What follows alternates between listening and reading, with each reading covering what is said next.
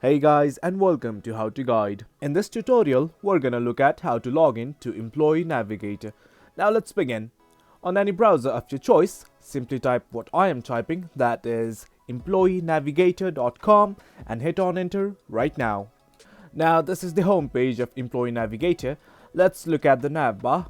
At the rightmost section of the nav bar, you will find the login button right here. Simply enter your username and the password. Now, in case you forgot your username, here is the forgot username button, and likewise here is the forgot password. And after everything is okay, simply click on login. In case you have not registered, here is the register as a new user button. Well guys, that's it for the video. Hope you guys found this video informative. That's how you log into Employee Navigator. Thanks for tuning in. We appreciate your time. If you enjoyed this video, make sure to subscribe, hit the bell icon for notifications, and stay tuned for more exciting content coming your way. Your support fuels us. Until next time.